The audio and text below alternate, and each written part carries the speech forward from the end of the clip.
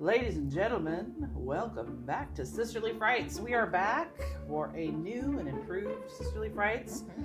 This week we're going to be talking about our top 5 of 2025. Are we late to this party? Yes, we are, and I am not ashamed of it. Better late than never. Better late than never, that's right. So we're going to talk about our top 5 of 2025. Erinn is here. Erinn, say hi to the nice people for us. Hello, everybody. 'Tis I. Cop is reporting for duty. The fun police. Fun police, yes. Fun police. Yes, I am on the clock today. Well, I guess I'm not on the clock today. We're talking about stuff that I like. What's your favorites? Oh, yeah. You can't I'm off duty today. Yeah. Yeah. Which is funny because last week you gave a citation. You let Primate off with a warning. I know. I let somebody go with a warning. Can you believe that? I can't. Maybe a new year, new me. You went on an adventure. I did go on an adventure. Tell us about your adventure. What was that all about? So for those who don't know, I am not originally from the West Coast. I am from Texas. Yeehaw. So I have not spent much time in California. Becky took me for the first time last year, and man, they got me. Do I want to be there all the time? Yes. Do I want to go to the beach and have a sandwich on the beach with a Sprite? Yes, I do. Any reason to get there? I have been trying to find a reason to go. Anyways, so I got to explore a little bit of Pasadena for about a day and a half, 2 days, 1 night. And then I went up there for a show for Zeeberg and Friends, some real artsy-fartsy, boo-hoo music. But yeah, we got to walk around. I like a bunch of old buildings. I like to see old stuff. Pasadena's good for that. Yeah, we did a City Hall and walked around that. Some kind of green castle green. I don't know. I was really just like peeking in through all the fences and trying to see everybody's houses. But yeah, so had a little adventure. Well, wait. So I'm taking Erinn to West. I'm originally from West LA, West Hollywood. Born in West Los Angeles. And lived and raised around West Hollywood, and that's where we're going in May. And what are we doing in there? We're actually, hopefully. Well, 2 things, hopefully, yes. Hopefully 2 things. One, we haven't got tickets yet for, but we got our fingers crossed, and that is to go see the Boulet Brothers at the Fonda in Los Angeles. And then we are also going to see a Pee Wee Herman tribute show, the anniversary of Pee Wee's Big Adventure with Danny Elfman, B-52s. Hosted, I think, by Patton Oswalt. It's going to be amazing. Bob the Drag Queen, Piddles the Clown. That's right. It's going to be amazing. So we're very excited about that. And hopefully we'll be able to report on that, too. Yeah, that would be a lot of fun. We'll be able to share some of that with you guys. It's not horror content, but I'm sure you guys would like it. Yeah, I'm sure you guys would like it anyways. Yeah, I think it'll be fun to talk about. So that is we're going to take you for the first time to Hollywood Forever Cemetery. Yeah. My grandparents are actually buried there. So it's funny that, it is a very big tourist attraction, but at the same time, my grandparents are buried there. So, part of my childhood. Yeah, it'll be my first time in like actual Hollywood, like actual LA. Like we kept Googling stuff to find to do in Pasadena, and I'd be like, oh, okay. And then I'd be like, oh, dude, this is like in LA. Stop giving me stuff an hour away from me, please. Well, yeah, it's an hour away. Because the freeways are so obnoxious. It's like 9 miles away. I don't think 45 minutes. I don't think I could ever live in Los Angeles proper ever again. Just because I can't handle like people living on top of each other. Yeah. I actually do enjoy the suburbs. I know, so boring. Oh my god. Oh my god. If I did move back to California, I actually quite like the IE. I know that's like a hot take for a lot of LA people. But I like the IE because it's a little cheaper, obviously. It's further away, but close enough to go to all the cool shit. Yeah. But also far enough away to just go home and be quiet, So that I enjoyed. I used to live in Upland. Those of you IE kids know Upland, Claremont area. And Upland is a beautiful little town. You got to actually kind of drive through there. And then, we had lunch there on Mother's Day. Was it last year, I think? On the way back from San Diego. Yeah. Yeah. So. Yeah. If you guys don't hear from me for long periods of time, you can find me at the beach eating a turkey sandwich with hot Cheetos and drinking a Red Bull and maybe a Sprite. That's where I'll be if you need to contact me. We took her to San Diego last year, and she's been hooked ever since. Okay, so here's what we do. We are going to talk about, again, the top 5 of 2025. So I guess what we could do, because I know we have a couple of movies that are alike. I think 3 of ours are the same. Okay, so what we'll do is for those, we'll just talk about those together. And then the other ones will kind of. Do you want to read off of your list, and then I can, like, if you have one, I can tell you what number on my list is, and then we don't have to fully revisit it. Yeah. That sounds like a good plan. Well, I already know. So here, I'm going to tell you right now, I did not rank my top 5 because I love all of them for different reasons. So I'm going to talk about them, but they're not in order of who I like better, if that makes sense. Okay. It's just in order of the ones that I order that I wrote them down. So I love all these movies equally for different reasons. So we're going to talk about that. And of course, the first one we're going to talk about is Sinners. It sure is. That's my number 2. So Sinners is directed by Ryan Coogler, starring Michael B. Jordan. Yes, it is. What a fucking ride this movie was. This movie is like made in a factory specifically for me. Like if you were to put into a computer, make movie for Erinn, that's exactly what it would spit out. Well, you know what's really interesting about this film? You know, we have been finding this pattern in horror films as we've been doing these deep dives, that there's a lot of connection from horror to the Marvel universe. Oh, yeah. There's another one here. So Ryan Coogler, and obviously Michael B. Jordan also both of them connected to Black Panther.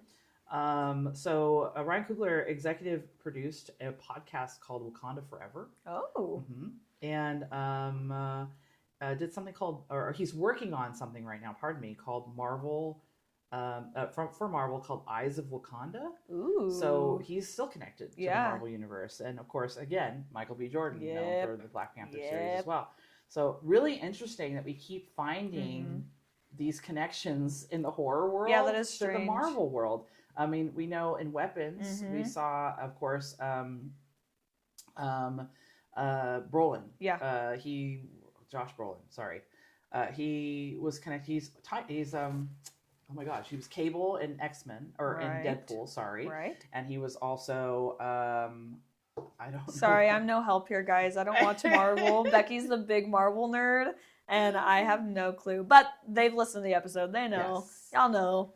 We all know. We all know. And I don't. And he's Thanos in Guardians, and then of course the Avengers series as well.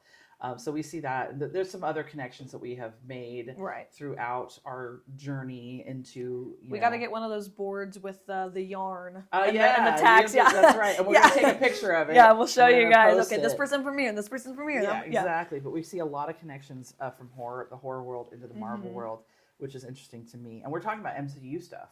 I think a lot of horror nerds like comic book stuff. It might not necessarily be like a movie thing, but there's a lot of crossover there for sure. Yeah, it's a thin line, right? I would say so. So again, Ryan Coogler directed and wrote it. And then we are looking at, of course I had to write this down because this is who I am. This is the world that I come from. But this was also, Michael Fontaine was the head practical effects artist, and we're going to talk a little bit about that too, because I have some really fun little bits of trivia. Yeah. We're not going to do deep dives of everything, but I do have a little bits of trivia for each one of these films. I know we don't want to make this a 3-hour episode, but I know our Primate episode was very short last time, so it's okay if we go a little longer this time. Some makeup for you We've guys. been gone for like 2 months. Yeah, it's been hard. It's good to be back, and we have a lot to talk about. So tell me about your take on Sinners. I want to hear all of it. Well, you might not want to hear all of it, but some of it. The good stuff. Like I said, this is a movie that's made for me. I love that era of film. One of my favorite movies of all time is like Oh Brother, Where Art Thou? I love that, especially soundtrack wise. I'm a huge music nerd.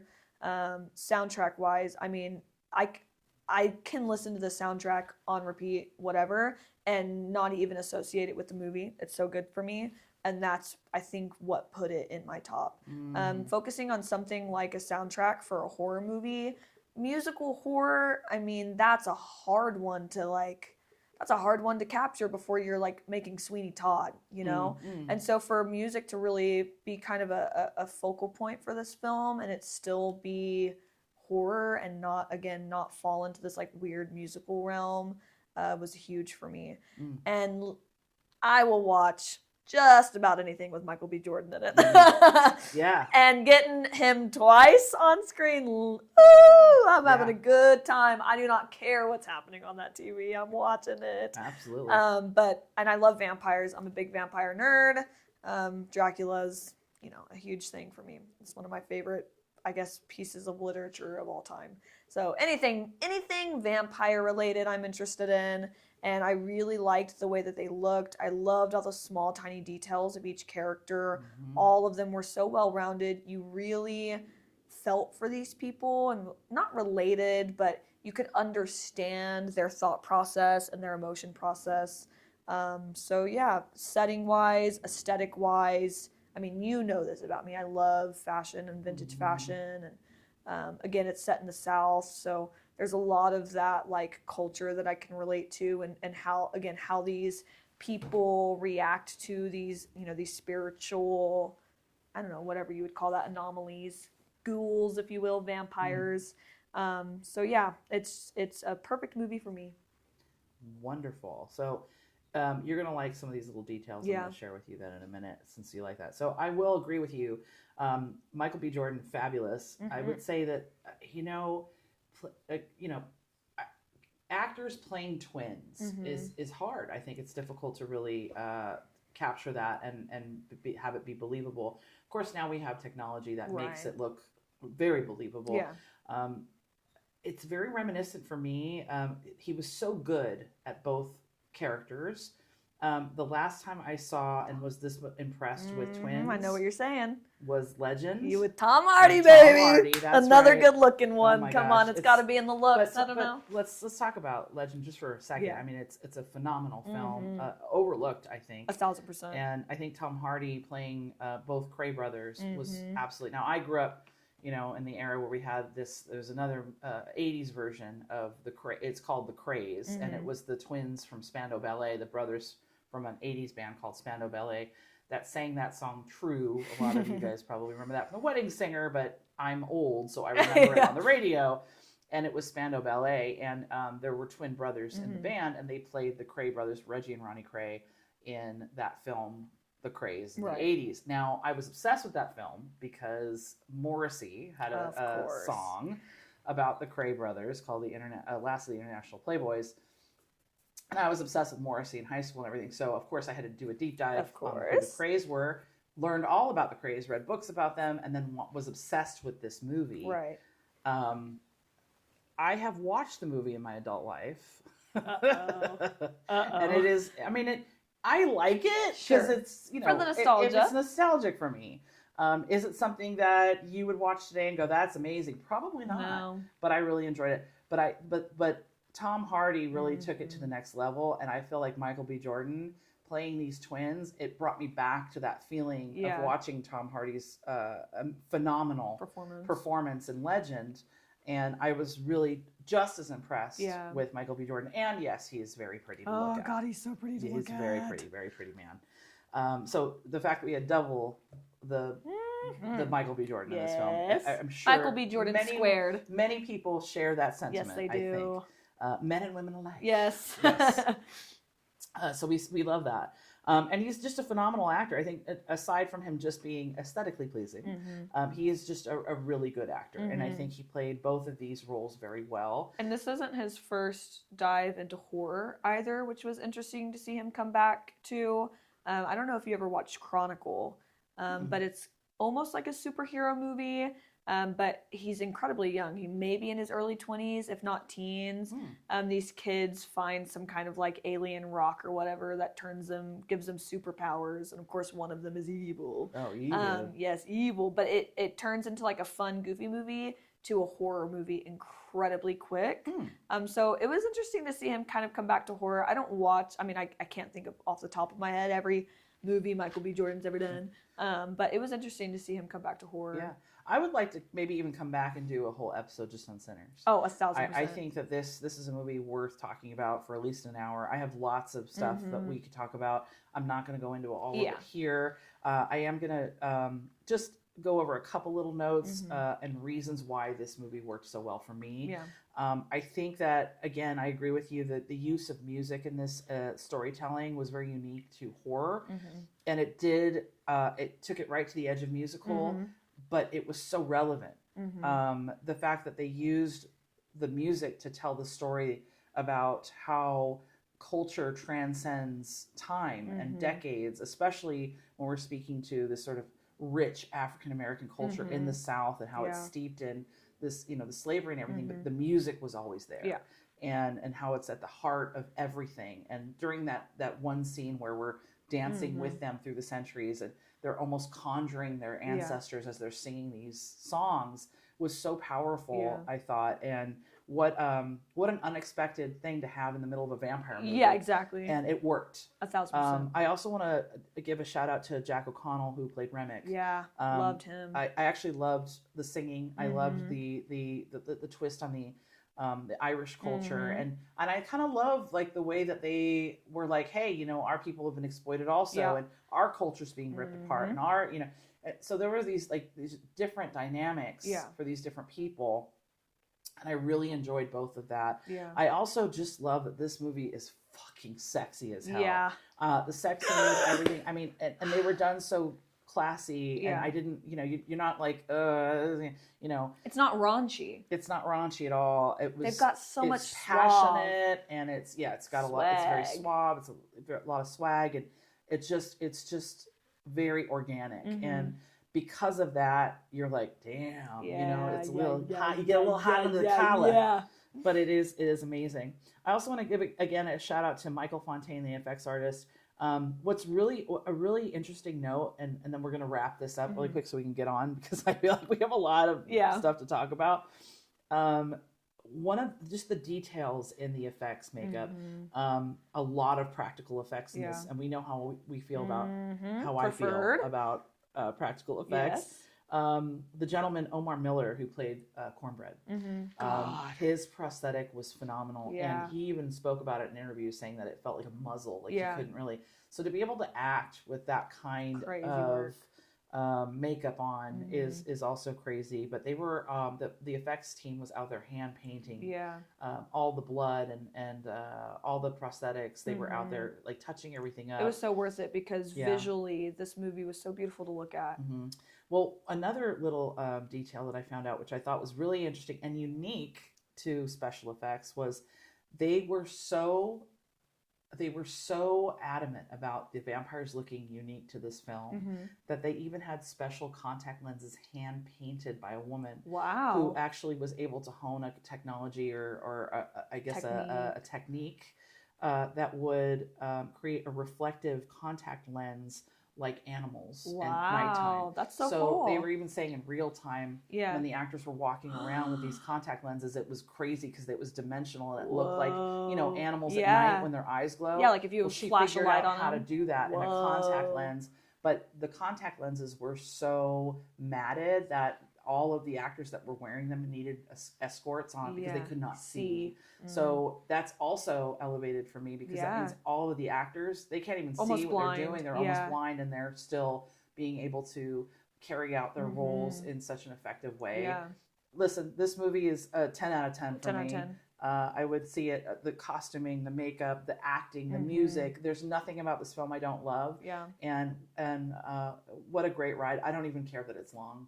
No, it doesn't feel like it at all. And it is such a great payoff. So if you haven't seen Sinners, please sit down, make yourself some time, and watch this film. Before we move on, I just want to add one little thing. Yeah. It is not a horror movie, but if you like Sinners, please, please, please do yourself a favor and watch a movie called The Harder They Fall. It is another one of these. It's a black cowboy movie that I think really got looked over whenever it came out. It is phenomenal. The cast is amazing. The music is amazing, especially if you like the music and you like the visuals. It is on Netflix. Please, everybody, I'm begging you. I need somebody to talk about this movie with. Nobody in my life has seen it. Yes, guys, please go watch The Harder They Fall. In other words, so she's good. telling me to go watch this movie right now. Please go watch that movie, but guys. You know what? I'm going to add this too. I think it's great to see like melanated voices creating such a beautiful piece of artwork and have it be recognized not only by the horror community but by the film industry. Yeah. And congratulations to them for that. Yeah, congrats. So I fucking love Sinners. Okay. All right, on to the next. On to the next one. So again, mine are not ranked, but the second one on my list is Bring Her Back. That was my number one. No shocker. So I didn't make a lot of notes to this movie because I have so many feelings about this movie that I don't need. We're going to talk about obviously the actors, right? Of course, and all that. But this movie was so emotional for me that we'll get into that a little bit, and obviously my son, and what that whole situation. Yeah. I'm not going to go too much into that just because I sound like I made a bad mom to say that. Yeah. But when you have teenagers, sometimes they... Yeah, you don't know. Yeah. Well, I should have known. Well, it's okay. Okay. So this movie is about... it was created by the Filippo brothers, Australian brothers. Yeah. Who also created, of course, Talk to Me. This is still in that same universe. There are a lot of little, little Easter eggs. And the way they promoted this film was very unique, and how they tied it to Talk to Me with that website. Yeah, the Black Angel tapes. Talk about that for a second. If you like clicking around on spooky stuff, Black Angel tapes. I don't know if it's .net or .com. I found it through Reddit, but it is, I guess, like a collection of the Filippos. I mean, they used to have a YouTube channel called Rocka Rocka where they would do ARGs, which is what is it? Like live action role play or something like that, where they're creating a scenario and you kind of play along with it. But yeah, it's a kind of a place for them to put all of it in what is staged like a black market, where you can go and purchase cursed objects. So there's haunted blood and Timmy the Tiger, a demonically possessed stuffed animal. But on this website, you can watch the tape from Bring Her Back, the tape from Bring Her Back. Purchase the tape, actually, right? This is where we assume purchase. Laura got it from, right? Of course. Yeah. And in the comments, you can see somebody named Pom Pom, which I believe is the dead dog's name. Yes. Commenting, asking for advice on what to do. Clearly, in real time of the movie, she's saying I've done something wrong, I need help, and they're like, figure it out, bitch, pretty much, almost in those words. Right. There's a thread. Yeah, there's a thread. Yeah, there's a comment thread underneath it. If you do go to the page, it opens you to a looking for or in search of listing for the hand from Talk to Me. Right. So you get a little sneak peek of Talk to Me 2. But yeah, I encourage everybody to go click around. There's some really funny things. It's incredibly creepy. But yeah, through the Black Angel tapes. Black Angel tapes. All right. Maybe we can leave a link to it in our comments or something. Yes. We'll figure it out, but we'll make sure that you guys have a way to click on that. Yeah, click around. So the Filippo brothers obviously brought us Talk to Me. Sally Hawkins is also the star, one of the stars of this film. She was also in The Shape of Water. She is phenomenal. She plays Laura, the foster mom that brings in these two kids after their father has overdosed. And fuck. Yeah. Fuck me and fuck you and fuck her. Yeah. Also, Sora Wong, she's the young Asian actress that she plays. She's also blind. She's also blind in real life. Also Aussie. Yeah. Everybody in this film is Australian, I think. Yes. And Billy Barrett, who plays the Andy. Teenage boy. And then, of course, we have Jonah Wren Phillips, who plays Ollie, or Connor, if you will. Bird. Bird, yeah. So the film is about these two kids. Their father overdoses. They have to go into foster care. Laura, who is taking them in, who's their foster mother, unfortunately has lost her child in a drowning accident in the pool in the backyard, who was also blind. About the same age as the young girl that she's adopting, fostering, if you will. And the idea is that they're only going to stay there for a couple of months while they're waiting for Andy, the oldest son or the oldest brother, to turn 18, and then he's going to gain custody of her, and he's going to be able to take care of them. So they weren't really supposed to be there for very long. Right. But unfortunately, it turns real bad. Now, she already has a little boy living with her named Ollie, who she calls Ollie, who acts very strangely, and it just goes downhill from there. And so the plot, and very fast. The plan, Laura has a plan to resurrect her dead daughter by killing the young blind girl that she has brought in, and to take the girl's body and be able to house the dead girl's soul into the new body. And she has purchased a tape via black market. Yeah. And that's what Through Erinn was talking. So Erinn was talking about how she acquired it from this website, which is, of course, you can visit the website as it's a mock website where she purchased. I did try and bid Ethereum that I don't have. I don't have any cryptocurrency. And I never heard anything back. So obviously, I'm sure it's all staged. Man, but I want Timmy the Tiger so bad. She's gonna bring it into our house. Yeah. Well, there's nothing else in this house that you should be friends with my demon possessed dolls and shit. Yeah. So who knows? Anyway, so Ollie is the temporary house of this angel, quote unquote. I'm doing air quotes right now again. That Laura has put into this little boy who she's actually just kidnapped a kid. Yes. And there are missing signs kind of everywhere throughout the movie. You kind of see there's like a little poster of him in the background or on a milk carton or something. And you realize very quickly that this is the little boy in the house. Anyway, this movie is incredibly emotional. I think here's what I'm going to say good about it. And here's why and I'll tell you why it hit so hard for me, and I'm not the only one. Right. The movie itself, they are so good, the Philippa brothers, at making you care for these children and everyone involved, that the horrible things that begin to happen to them hurts my body. Yeah. I think if you are and I'll just put this out, and this is not a secret. Yeah, we've talked about it. If you're a victim of abuse yourself, I'll just say my mother had Munchausen's by proxy. She was also a narcissist and a sociopath. She has a long laundry list, guys. Yes. So I grew up in a house with someone that was very sick and manipulative in similar ways to Laura, this character. And so parts of what she was doing made me sick to my stomach. But the manipulation part of her character is really hard to sit through. It's a struggle because I'm also a mom. Yeah. I'm a mom of a teenage boy with braces. Yeah. Named Ollie. Yeah. So there's a lot of stuff in this movie. I'm always on the hunt for a horror film that will get me. Yeah, that makes you feel anything. Yeah. And this movie did it, but in a way that I actually can't sit through Bring Her Back again. I tried to sit through it a second time. Yeah. I told my son about the movie and how it affected me. In the theater, I had to sit. I sat during the credits and wept. You came home weeping. And I came home weeping. I told Erinn, do not go see this movie. I'm sitting down eating chicken nuggets. I got off work, sitting down eating chicken nuggets. She walks through the door.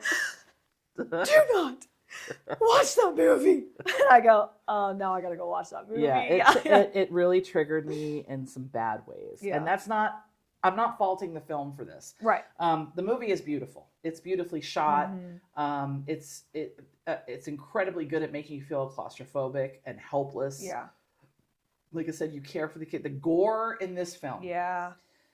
Let me tell you, it is very unique. It's not jump scares. It's nothing like that. And this is not the kind of movie that's also gonna have you jumping out of your seat in that way. It's gonna have you squirming. This is horror in a way. It's a slow, torturous burn. Yeah. And that's how I can explain it. This movie is to the point where it is not fun. Yeah. But I can't stop thinking about it. I have to love it because of that. Yeah. It is so, again, it is a beautiful film. It is outrageously disturbing. And I give it a 10 out of 10. Yeah. But I can't watch it. Yeah. I've rewatched it twice, so in total I've seen it 3 times. Yeah. I had sat down to watch it to officially take notes on it because I did go see it in theater. I think the next day after you came home crying, and I said, God, I got to go see this movie. Yeah. One of my coworkers had also seen it and was like, you have to go see this movie. I have to know if the thing and the sound that I cannot get out of my head. We know it's the knife scene.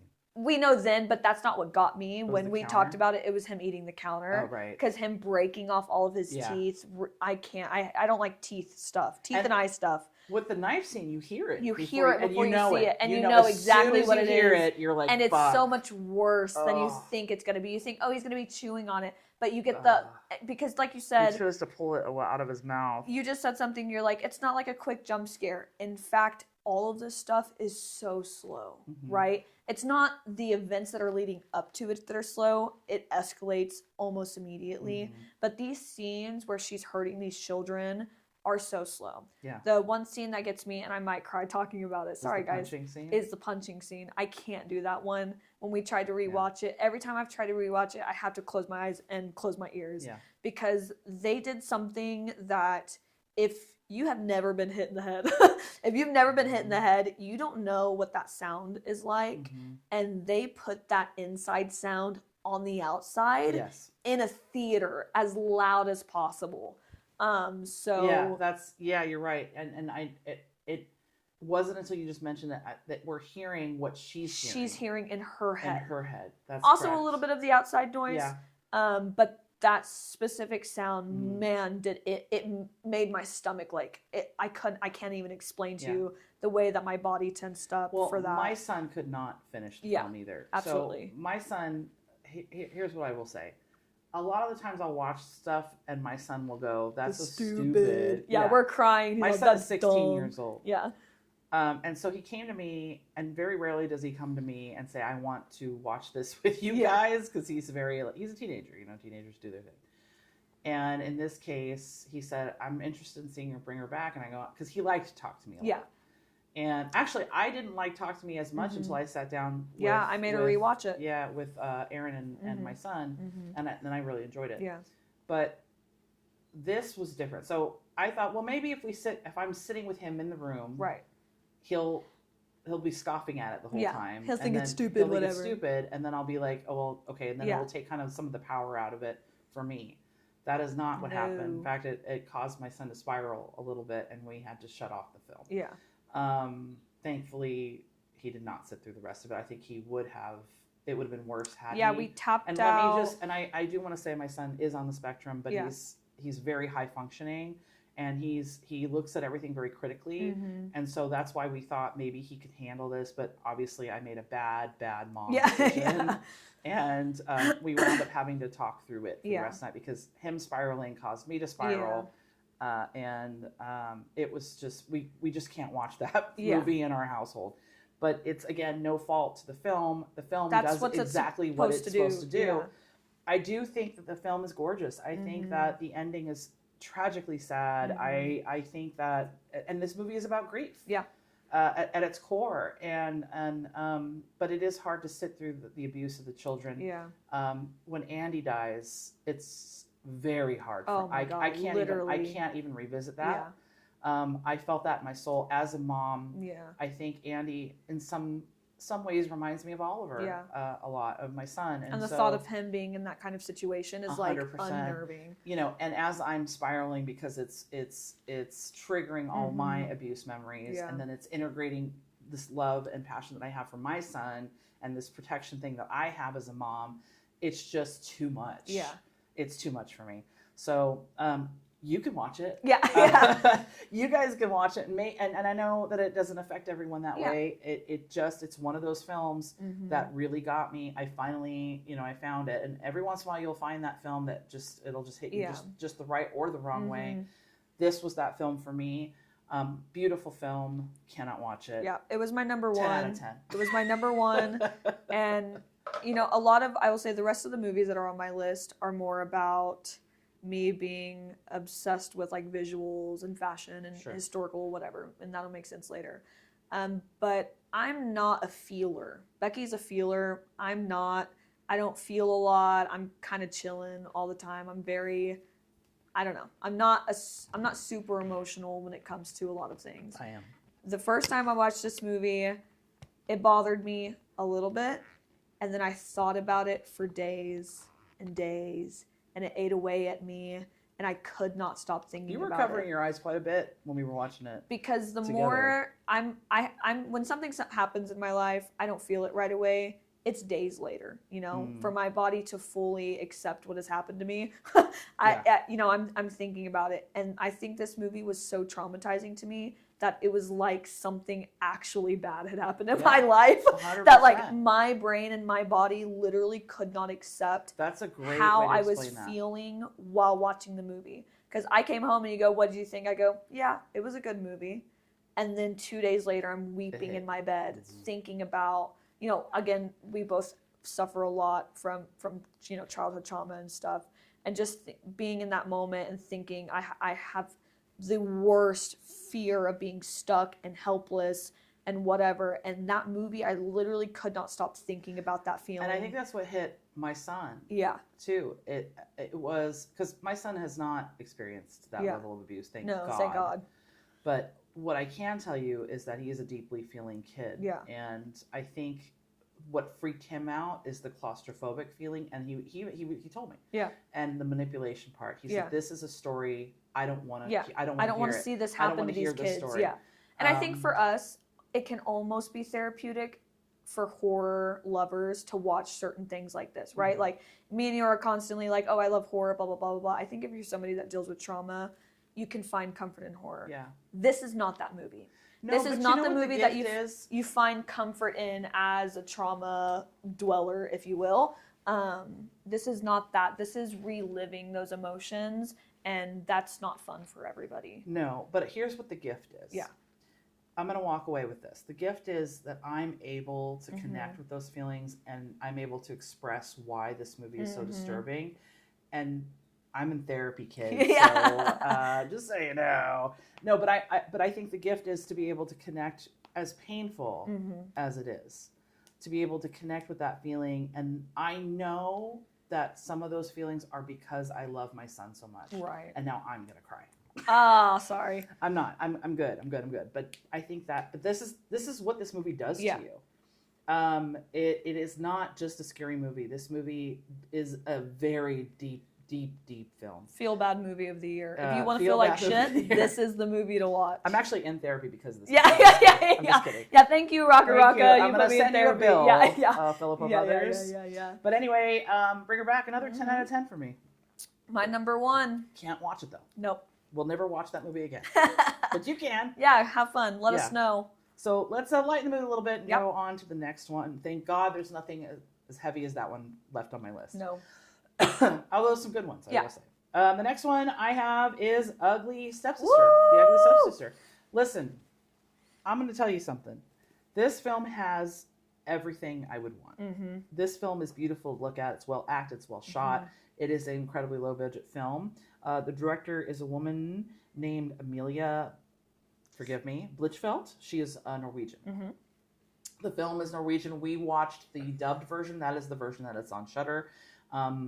I don't know if there is one with subtitles. I'm sure I rewatched it with subtitles just for the vibe, just to see and kind of hear their inflection of it. Okay. I much preferred it in subtitles just because, the voice actors obviously try, but I think the heart of the real actor saying it, there in like native tongue or whatever, it was much more enjoyable with subtitles. Yeah, maybe I'll actually do that too. It's good to know that that's the option. Yeah.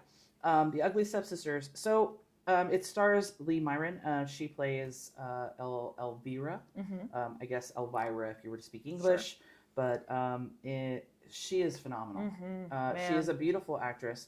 But not just that. I think it's not that she's physically beautiful. It's all the imperfections that you find so beautiful. And that's the irony that we are seeing. So the film itself, obviously, is a take, of course, we're talking about Ugly Stepsisters, it's kind of a take on Cinderella. It's a very irreverent take on Cinderella, I will say this. The director, Amelia Blichfeldt, she was very aware of Disney and everything. And she even talked about being kind of inspired by this sort of a European version of Cinderella that was a tradition in her family on Christmas. And she would watch that every year. I really like that. But it's a truly European point of view, the way this was shot. It is truly anti-Disney, but she also wanted this film to feel sort of timeless. Yeah. Now, the film, if you watch it, could have been shot anytime between 1967 and 2026, and that is intentional. Yeah. If you watch this film, it is a period piece, obviously, but it is a period piece that looks like it might have been shot in the 70s. 1,000%. And that is also intentional. Yeah. She wanted that sort of grittiness and graininess. She didn't want anything modern to really, to be in the film itself. I mean, there is humor in the film. There are parts where she did mean to be humorous in her storytelling. There is, that sort of itty bitty shred of camp in the film, which I think makes it all the more charming. 1,000%. I think that she did a good job of balancing the message and the seriousness and the grotesqueness of the film and what happens in the film with that shred of camp, so you don't feel like this is comedic. Right. I think that the humor that's injected into some of the performances from the actors is appropriate for whatever the scene is that's playing out. I really enjoyed that. It's a commentary on unrealistic beauty standards that transcends decades and centuries. And that's really what the message is for this film. Yeah. Now there is, I will tell you, it's not scary. No. There is, a certain amount of obviously body horror that we see. So there is gore. And that can be rough to watch. Sure. I didn't find it particularly over the top. I mean, I know we're sick and twisted. Yeah. But I think if you're a normal horror watcher or not average horror watcher, maybe just above average. I think for gore. Yeah. Again, it's subjective. Yeah, it's like what you're sensitive to. We see her nose being broken. We see her, obviously, the big finale. And I'm sorry, I'm going to say this. So Shocker, if you haven't seen it yet, this is a spoiler, so just turn this off right now. But the big grand finale, of course, is her cutting off her toes to fit into the slipper. What was really interesting to me, I watched an interview with Amelia Blichfeld. She also was talking about how this movie and beauty standards in general are also transphobic. 1,000%. And how are we expanding the spectrum of femininity and who are we including in that? Right. And who are we to say who's attractive and who's ugly and who's not? And there's all of those things to think about in this film. And also, here's what made me sad about her character is that she's so cute and she has literally all this adorable. Joy in dancing and singing. And she's not the best at it all, but she's just having so much fun enjoying these activities until they tell her she's too ugly to do something. She's not dance. She's too fat to dance, or her voice isn't good enough to sing. And so she finds joy in all these things to do until we tell her, you're not good enough. This is not good enough. Yeah. Yeah. And so you just see the joy just kind of ripped from her body and ripped from her life. And then she becomes obsessed with these unrealistic beauty standards and start to mutilate herself to marry the prince, essentially. Right. The commentary about women's sexuality also being currency is really present in this film. And I found that to be incredibly interesting. And it's something that we absolutely need to talk about. It's a conversation everybody needs to have. And how much has that not changed over the years? When... listen, I'm in menopause right now. Right. And I can tell you right now that it is a rough thing to have to go through. Where do you go from after that? After you have lost your ability to have children and you're not, I mean, where's your value, right? So there's a lot to talk about in this film, and I think it can relate anyone that understands this underlying, and I want to say feminist, but I honestly think that this message isn't just feminist. Right. I think that this message is human. 1,000%. Right? And we have a lot of messages out there right now that are deemed political but aren't, because we're just talking about society, basic humanity standards, right? So this is one of those movies that has a really important commentary on that, and it's just so beautifully done. Now, it was shot in Europe, I believe in Norway. God, it's beautiful. And it's absolutely stunning. And she had a very, very low budget, so all the lighting, most of the lighting in this film is all natural lighting, and it's a naturalistic shot, or shoot, if you will. And that's because the budget was so low, but you would never know. Yeah, it's done so perfectly. It's an elegant film. And it really adds to the ambiance and the time of when the film is set.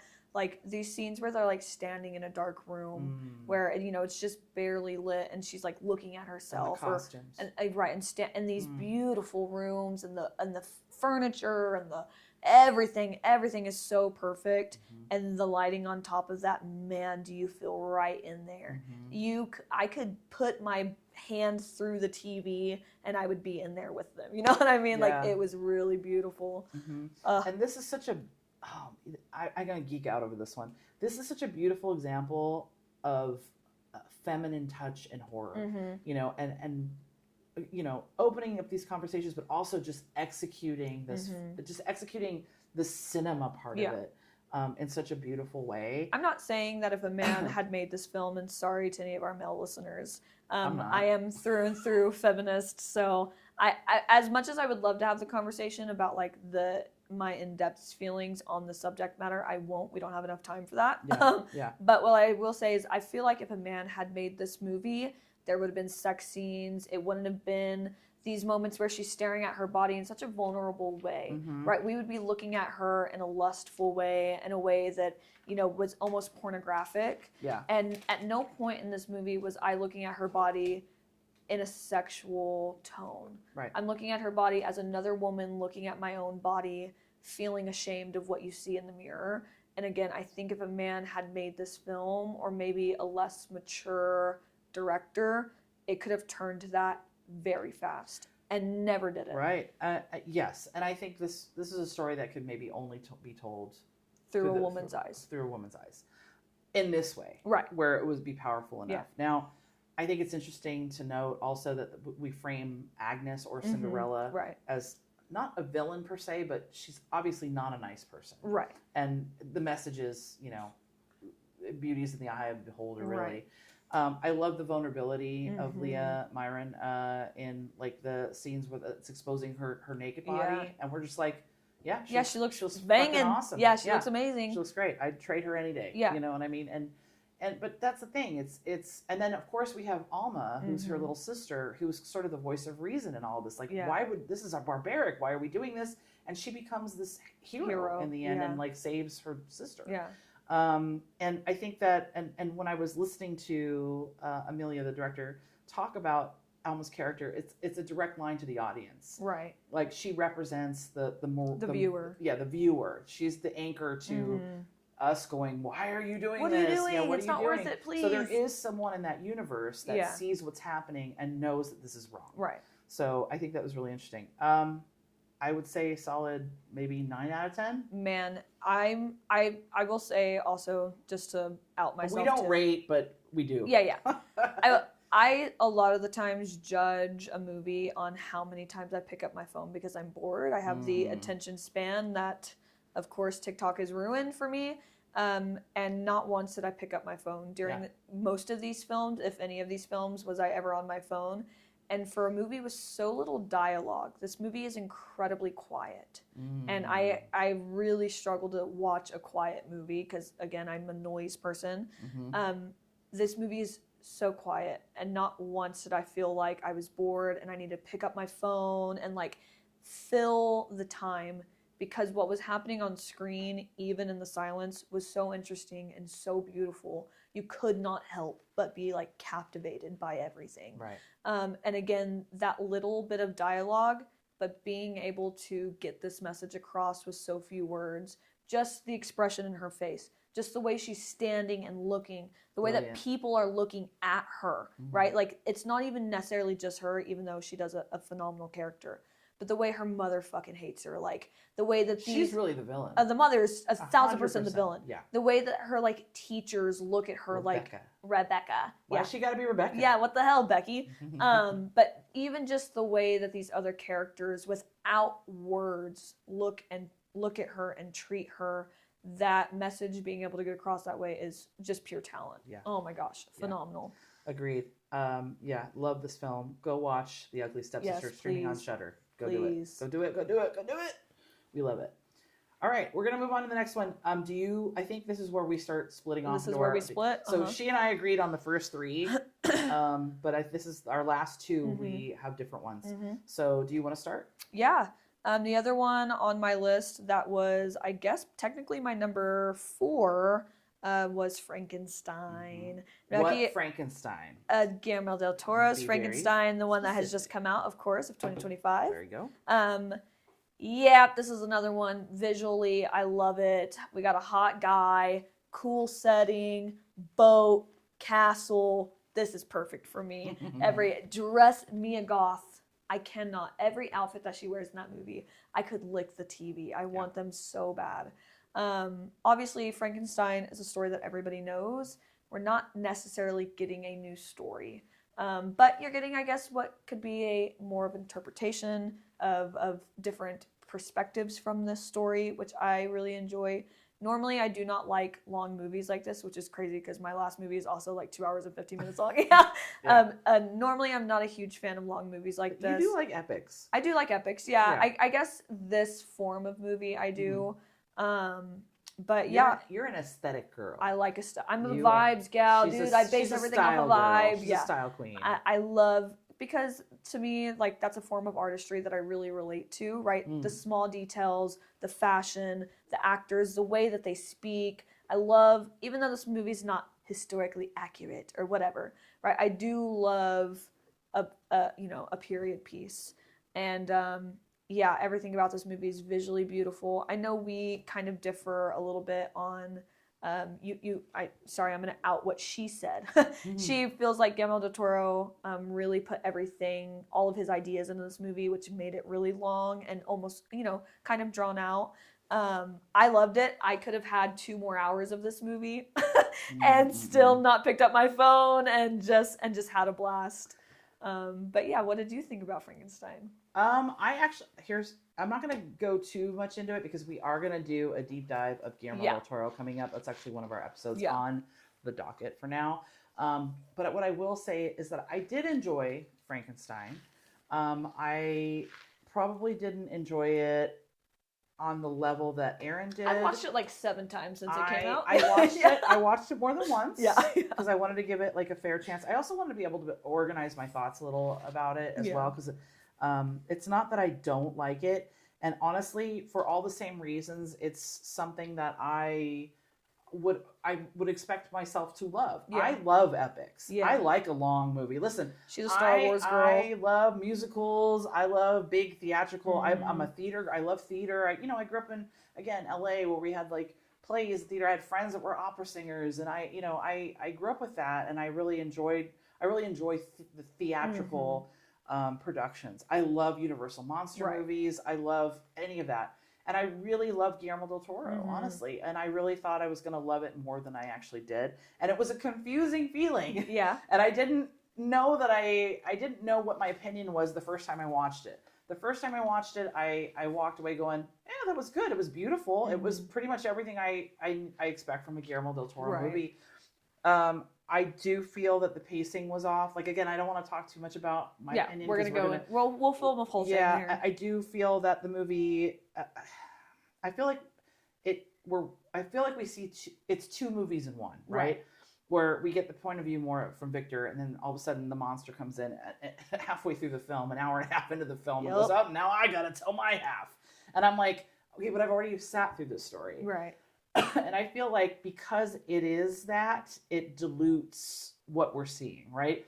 If it was more compact, maybe, maybe we're in this beautiful world, we see all these beautiful costumes and everything, but maybe if we shaved off some of the storytelling, I would feel better about the intensity. I could have watched that damn monster learn how to wash his hands. It could have been a Frankenstein channel for you. It could have been a 15-part series, and I love that for you. Yeah, very rarely do I find myself loving things like this the way that I do. Right.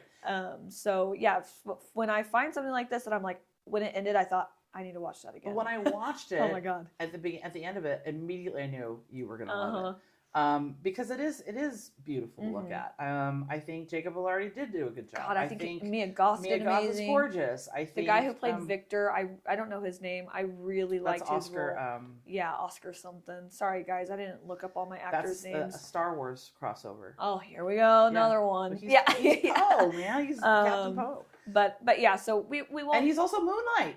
Marvel. Hi. Yeah, he's Moon Knight, right? Guys, it's another Marvel crossover, right? Oscar Isaac. Oh my gosh, there you go. Adding another piece of yarn to the board. Isaac, and if you're a Disney fan, you very much know who he is. But another Marvel crossover. Yeah. But I did like Frankenstein. I didn't love it as much as I thought I was going to, which is a little disappointing.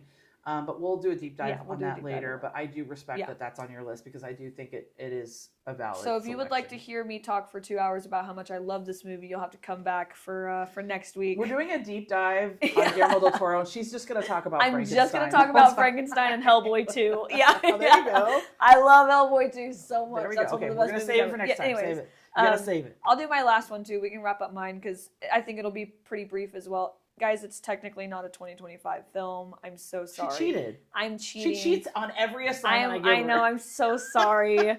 Tell us what it is. Sorry, guys. Because it came out Christmas Day of 2024, so I really got to enjoy it in 2025. She sure did. She even dressed up. I did. I went and saw it 3 times in theater. Ollie to see it? I did take Ollie to see it with me. She took my son to see it too. Anyways, yeah, I did dress up all the days. She did. Yeah. And that's Nosferatu, of course, with Aaron Taylor Johnson. Robert Eggers is the director. I don't think I really knew who Robert Eggers was before Nosferatu. We're gonna have to do an episode on Robert Eggers. Yeah, especially because he has The Witch and The Lighthouse. Yeah, I mean, I had seen all of those movies, but the name Robert Eggers was not in my Rolodex of names, and so I'm a huge Bram Stoker's Dracula fan. I love vampires. We're gonna go over an hour, by the way. Sorry guys, I love werewolves. I love vampires. I don't particularly like them when they're glittery, but I'll watch it anyways. And so I'm very passionate about Bram Stoker's Dracula, and obviously Nosferatu is just a complete ripoff of that, which that's known. So this movie being what it was again perfect for me.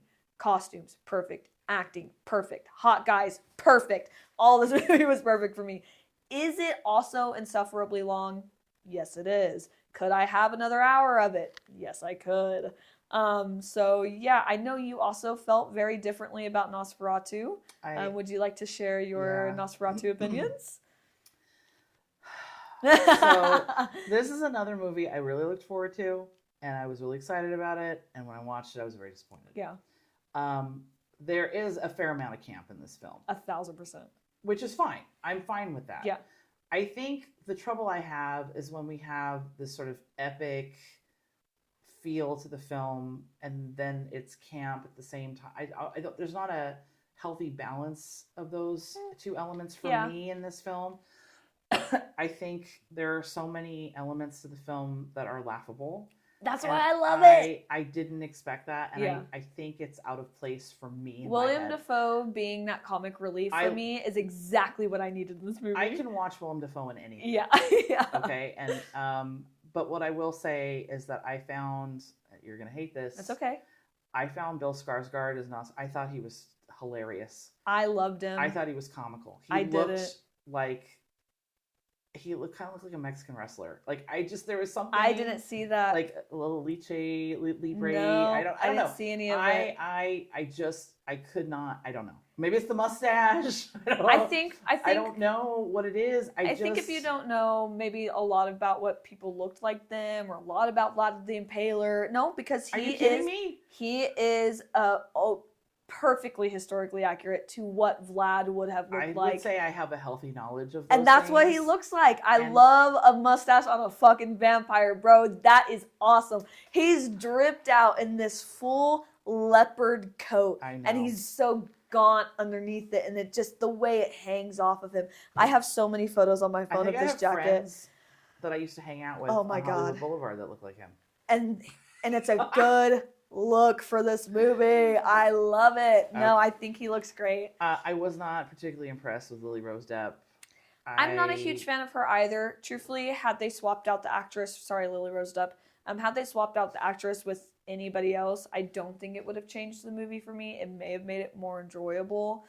People talk about like iPhone face and faces not looking historically accurate. I do think she's one of those people. I don't think... you look confused. This might not be a conversation that you've ever heard in your life. I don't understand. Explain to me what iPhone face is. So, because there's like such a wave of plastic surgery and actresses all having the same face shape. She does not have that, but she does have like I don't know how to describe it without... I kind of do. I don't know how to describe it without sounding like a fucking bitch, bro. Here's when I can tell that you've got all this filler and shit in your face and you're like in a historical accurate piece. I'm so sorry, Lily Rose Depp. I love you. Pro women. Do whatever you want to your face. But if I can tell that you're just like... It takes you out of it. It takes me out of it. It really bothers me. And so she is like that for me. I get it. I think, and when we're speaking in context of a film and a role, I think it's okay to say that. I think that that would be an understandable thing. I think that she does a great job acting, like all of the weird body movements that she does and the face contorting, that is all very her. Did I enjoy it a lot from her? No. I just thought it was meh. Yeah. I when we speak to like Bram Stoker's Dracula, I think that's a hard act to follow, right? Gary Oldman and that's my Winona Ryder. I mean, it's third favorite movie in the whole world. Yeah. That movie is absolutely stunning. I can talk about that movie until I die. It's perfect. It's beautiful. It's a beautiful film. Yeah, and I agree with that. And I think it's, aside from the Bela Lugosi Universal Monsters 1931 Dracula, I think Bram Stoker's is close second. You're gonna hate me. I prefer 1992 Gary Oldman's Dracula than I do Bela Lugosi for different reasons. Sure. For different reasons. Yeah. I can't say that it's better than Bela. Right. They're two completely different films. That is true. However, Nosferatu is just Bram Stoker's Dracula. It is a direct ripoff. The fact that movie even existed is literally like it should not have. The 1920s Nosferatu. Yeah. Of course. Chef's kiss. But the fact that that movie even exists is remarkable because it shouldn't. It was...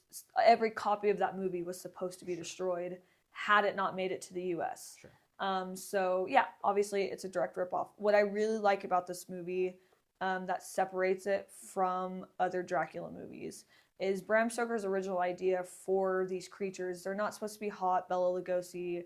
They're not supposed to be super sexy Gary Oldman. And I can live with that. And of course. I can accept that. And they're supposed to be these disgusting monsters that instinctively you cannot help be attracted to. And I think in 1992's Bram Stoker's Dracula, the way that you see Mina fall in love with him is... in my interpretation of Bram Stoker's Dracula, is not what he meant. It's not this like, I love you, I want to be your partner forever. That torment that Lily Rose Depp has in this movie about not wanting to be with this thing and not wanting this thing to happen to her and her not having the autonomy over her own body, right? That for me is what made this movie so cool. Where it's not this sexy love story where she's like macking on Gary Oldman because he's cool and hot, got that nice little suit on, whatever. It's not that. It's, again, the suffering of not, as a woman, not having the choice of what is happening to your body and what is happening to you in the world. And so, yeah, that was my take on it. And so being able to see that in again, through the veil of Nosferatu, and it being almost a threat to her life for her to be with an absolute threat to her life. With this person and her choosing to take her own life to save the man that she loves and also choose for that to not happen to her, again, is so powerful. And I loved the way that Robert Eggers was able to portray that. Because while it was grotesque, it was still so beautiful, right? Like, again, as women, we do things we sacrifice so much of ourselves for others, especially those that we love. And so her making this ultimate sacrifice for, again, not just her partner, but also for the sanctity of her own body and her own self. Chef's kiss. Thank you, Robert Eggers. I love all of the points you just made, and also we need to move on. Oh, yeah. Of course. So we know how she feels about Nosferatu. I think that, I mean, even though you cheated a little bit on the assignment, I hear what you're saying, and I see those elements in the film, and I think those are valid. I didn't hate it. Right.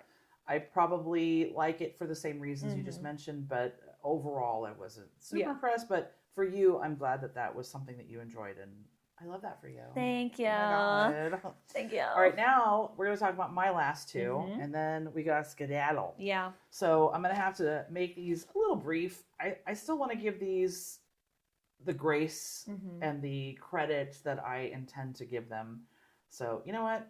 Just stick around. Yeah, stick around, guys. Buckle in. I haven't seen these movies, just fair warning to everybody. I never had the chance to watch them. Erinn hasn't seen. So I won't have a lot to say about it, so it'll probably go through pretty quickly because I'm long-winded. So my next film on my list would be Dust Bunny.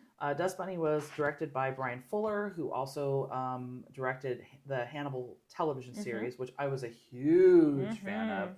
And this stars one of my men's, Miss Maz Mikkelsen. Of course, we want to pronounce that correctly. Yes. I just absolutely love Maz Mikkelsen. Yeah. I cannot tell you. Since Hannibal, and he is hot as hell, man. I'm sorry. Actually, I'm not sorry. I just love this man. I think he's a phenomenal actor. And I'll pretty much watch anything with him in it. But this movie is very atmospheric, which of course Hannibal was. Yeah.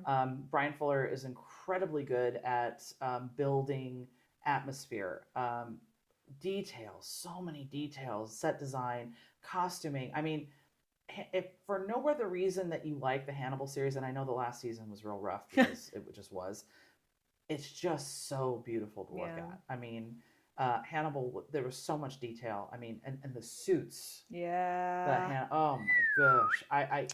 Fuck me. I mean, just amazing. But just the slow sort of subtleness that Mads Mikkelsen breathed into Hannibal too, under the direction of Brian Fuller, is something unforgettable. And again, in this film also. Yeah. So Mads actually doesn't have a lot of lines in this movie. We were speaking about not a lot of dialogue. There isn't a huge amount of dialogue in most of this film, especially like leading up to the action scenes. Okay.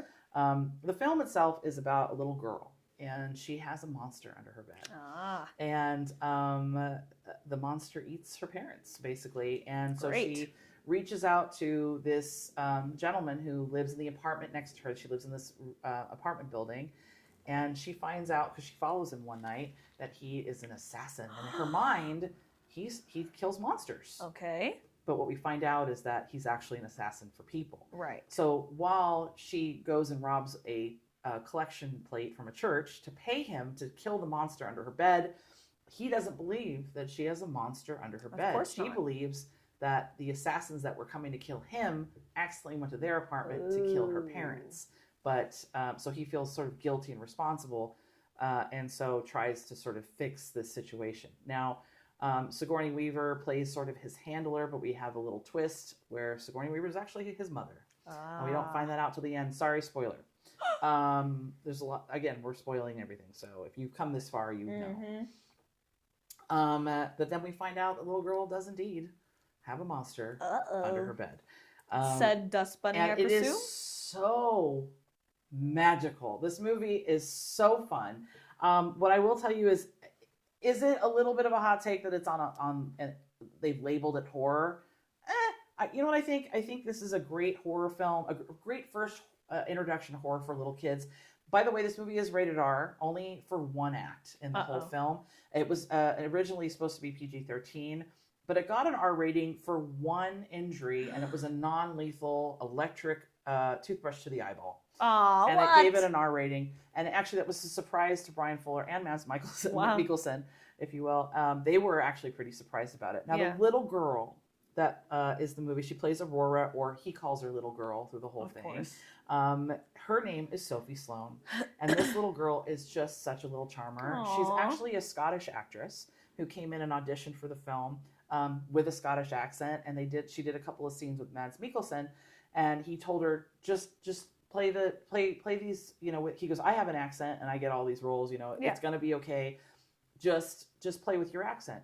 But what she wound up doing is going home and studying TikTok videos until she could get her American accent right. Came back, read the script with an American accent and nailed it, and they hired her. Perfect. And it couldn't have been more lovely. Yeah. What a little powerhouse. She's kind of a little psychopath, which I kind of love. Yeah. And this film really gave, I don't know if you guys are familiar with a film called The Professional, that with Natalie Portman, when she was about 11 years old, played a little girl, and then of course she develops this sort of relationship with an assassin. Yeah. Have you seen it? I've seen bits of it, but I've never. It's been so long. It was also called Leon the Professional. Yeah. Leon was the assassin, but that movie is phenomenal. It's problematic, we know now. Yes. Because of what it did to poor Natalie Portman. But the film itself is gorgeous. Yeah. This kind of gave those vibes without the problematic parts. Right, yeah. You know what I mean? They didn't sexualize the little girl in any way, shape, or form, which is funny because she's not really that much younger than Natalie Portman was when she played in The Professional. What I will say is that the set design in this film was you might love it. It's somewhere between Tim Burton and like Willy Wonka and maybe a little Harry Potter. It's just sort of this magical world they live in. It's a very elevated, almost illustration. It feels like an illustration. Okay. Her little stuffed animals are kind of just off just a little bit. Like they're all little monsters as opposed to like Barbie dolls and stuff. Her apartment, the different wallpaper and textures. There's just so much details. There's a lot of organic elements to a lot of it. Like you see down her hallway, and at some point, the wallpaper has like vines and stuff, and they kind of move around a little bit. Yeah, I love that. It just feels very like a fairy tale world. Yeah, almost like the world from her, through her eyes. And Dream she can't touch the floor because the monster will get her. So she kind of rides around the house on this ottoman that's shaped like a hippo. Aww. And she pushes herself with like a broom, I think. Almost like a paddle. Yeah. Almost like she's rowing a boat like through her house. And it's just such a great film. Sigourney Weaver is beautiful. She is so regal. Yeah. I mean, this woman is that, talk about queen. Mm-hmm. She's not, her role isn't obviously, it's a pretty big role. Obviously, it's Sigourney Weaver. Yeah. And she's so regal in this film, and her outfits and her high heels are guns, and that's what I'm talking about. She's so fun. All right, you convinced me. It's such a beautiful film. Watch this film. I'm not going to go too much more into it. There's not much more to say. Like I said, Brian Fuller, Hannibal. I guess he did some writing for Dead Like Me, which is a show that I used to watch that I used to really like. So obviously, but it's really beautifully shot. It very much looks, like I said, like an illustration, but just the acting, the cast, everyone in the cast is lovely. And, I wrote delightful in big words, in big letters. Just absolutely delightful. It's actually very delightful. I didn't know how else to explain it. Yeah. There are scary elements. I know the monster CGI, but he's cute. Yeah. I love him. He's a giant killer bunny. Aww. And he winds up. What if I don't want him to die? He doesn't die. Oh, monster doesn't die because it's her monster. They find out at the end it's her monster. I see. Yeah, because her parents were mean to her, but it keeps eating all her parents. But he was able to figure out how to, I guess, repel the monster. So he lived through it and came back and got her. And it's this happy ending at the end. They ride off into the sunset, and the monster's kind of with them. And it's really okay. Sweet. You've convinced me. It's such a good movie. You had me at guns for heels. Is it scary for little kids? It might be a little scary. I think it's a great horror movie to cut someone's teeth on if you're interested in like kind of scary movies that might be okay for kids. There's some violence in there that might disturb a couple little guys, but for the most part, I think this is is it a horror movie? I guess that's up for debate, but it's definitely on my list, and I would highly recommend watching it. Brian Fuller, Mads Mikkelsen, and Sophie Sloane, Sigourney Weaver. Go watch this film. It is a blast, and right now it's only $5.99 to rent on YouTube. So they're having like a little sale on it right now. Nice. So everywhere else, I think it's like $10 or $14. But right now, if you go to YouTube, $5, you'll have it. You'll have to watch it in no time. So go watch Dust Bunny, guys. Fun action sequences too. Really fun action sequences. Okay, now my last one and the last one of the night we're going to talk about. This one has my heart. Oh, does this one have my heart so bad? Of course, is Good Boy. What a wonderful film this was. I mean, it was truly sad. I want to say it's another one about like grief. This one is, I would say, about terminal illness and depression and sort of this genetic thing that we pass down to younger people. I'll give you a quick synopsis. It's about a dog and his owner. In the beginning, it's pretty much established that the owner is terminally ill. He is released from the hospital, though, and he goes to his grandfather's house, which is kind of out in the middle of nowhere in the woods. Takes his dog, Indy, with him. I'll tell you a little bit about Indy, too, in a second, which just makes me really, really happy. It's the movie is the point of view of the dog, and he's watching his owner fight this dark entity, which is very much symbolic of possibly cancer or some sort of terminal disease. And when he goes back to his grandparents, his grandfather's house, his sister's kind of like, you just got out of the hospital. Why are you out there? You kind of hear the sister kind of come in and out via phone calls. And as he gets deeper and deeper into whatever this is, we find out more and more that the grandfather died the same way. And it's also told from the ghost of the grandfather's dog is talking to Indy. Oh my God, this film, it'll just rip your heart out. But Indy is such a good actor. Yes. And Indy is really his name. I know. And Indy is actually the director's real dog. I know. He's not even professionally trained. He's not professionally trained. The director is Ben Leonberg. I like this guy. I like this guy a lot. I can't wait to see more. It took 3 years to make Good Boy. Yep. I'm really excited about talking about this. You can tell by the way I'm talking. Leonberg did a handful of shorts before he did Good Boy. But yeah, they were in production with this film for 3 years. So the little footage and the little home movies that you see of Indy as a puppy, that's really Indy as a puppy. Yep. We love him. Ben himself, the director, stood in for the actor, the main actor. We don't see much of his face and stuff in the film because really it's just about the dog. Yeah. And so Ben had to stand in to get Indy to do some of the stuff that they want him to do, which was really cool. I love that this is kind of a new genre emphasis. Point of view is not a new genre, obviously, but I love this new emphasis on points of view. So we know about found footage. We see a lot of that. I mean, we get a handful of found footage. Yeah. But this is point of view. This is a little different. And I want to say that the last time I saw was another point of view film that I really enjoyed that wasn't that long ago was In a Violent Nature. Oh, yeah. Yeah, so it's, I'd say Skinamarink, too, is in a weird point of view. Kind of. But I think more literally. I think we're speaking more literally. And we'll do a deep dive on Skinamarink, too. Eventually. I know that's a very polarizing film for a lot of you guys.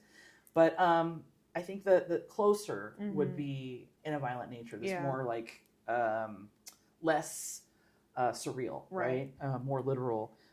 And I really like this twist on it where we actually see. Now, when we see animals, especially dogs in horror films, the dogs are usually like the alarm. Yeah. Right? So if the dog, and usually dies. Yeah. the dog dies, something happens to the dog. And I think immediately Amityville Horror, where they move to the house, they hear the dog barking, the next morning the dog is dead and they don't know why. See that in so many movies. And then everything goes downhill from then. So we see that a lot. We never really get to see what the animals are seeing. And I think this is a really cool way to present that. Now, it is a low budget film. I mean, there is a fair amount of CGI when it comes to like the monsters and stuff like that. And it's not great. I mean, I'm not a fan of that. I wish they would have done a little more practical. Sure. But in this case, I forgive it. Yeah. It's, like I said, it took 3 years to make, and I'm sure the budget was incredibly tight. So I'm not mad at it at all. It was co-written with Ben Leonberg and then also Alex Cannon, and I think they did a beautiful job. you guys, nothing happens to Indy. Yeah, yeah. You can take a breath. Yeah, you can take a breath. You can, if you are a dog lover and you're worried about not watching this film because you're afraid that you can't watch the dog get hurt or killed, don't worry. Indy's the hero. Indy's okay. That's the first thing I asked you. Really just you said you got to watch Good Boy, and I said, does the dog die? And you're like, no. And I said, all right, I'll put it on my list. Dog does not die. I had to look that up because I'm like, I'm not watching a dog get killed. I looked it up. The dog does not die. Indy is he makes it out alive. He makes it out okay. But it's still kind of sad. Yeah. You know? But yeah, often you don't really get to see the perspective of a owner dying. It's normally like the dog dying, you know? Yeah. So I really, really loved this film. I watched it. It's a straight horror film. Obviously, there's some very scary elements to it, but again, it's a commentary on that terminal illness, on the genetics of mental health and how that hits. Unfortunately, the dog that does die is the ghost dog that's telling Indy what's going on. But we love that dog because without that dog, we wouldn't know what's going on. But Indy's okay, you guys. Indy's okay. And he actually was able to walk the red carpet during the premiere. I loved that's the only. Most of what I've seen is just the dog in like interview settings, and he's all going. What's going on over here? He's trying so hard to stay focused, but there's so much going on. I love that dog. He's a good boy. He's a good boy. Yes, absolutely. We got to be quiet because Winnie's gonna hear us. He's going to hear us talking about dogs. Yeah, my dog's gonna come down, start farting and she's a very jealous gal. All right. Well, that's it. That's our top 5 of 2025, guys. If you have your own top 5 of 25, or you feel like we left something out, or maybe you want to share something, or we forgot one, or one that didn't make our list that you want to talk about, please comment on our stuff. Yeah, let us know. If you don't comment and share, we'll never be able to see, and we won't ever be able to reach people that this might entertain, I suppose. Yeah. But we are very grateful for those of you who have come back to us. And we are going to continue to release, hopefully every week. We'll have an episode every week now. We have a thing. We're working on a thing. We have a structure now. So hopefully we'll be able to come back soon and talk to you guys about some really fun stuff. On the docket right now, we have a deep dive of Ari Aster. Yep. And because a lot of people have been asking about that, they want to hear us talk about Hereditary. It's a passion of mine. They want to hear us talk about Midsommar, and I finally watched Midsommar for the first time. That? Can you believe that, guys? I know, it's been years. I was very late to that party. We'll talk about that later, and then of course we're doing a whole episode on Guillermo del Toro because I can't just talk about one movie. No, there's so many good ones. Yeah, I mean, talk about a freaking catalog. And what a contributor to horror. Oh my God, of course. Yeah, absolutely. All right, ladies and gentlemen, that is a wrap on our 2025 episode. We are done with 2025 now. Put a pin in that. We're done. All right, we love you guys. Goodbye. Like, subscribe, share, and we'll talk to you next time.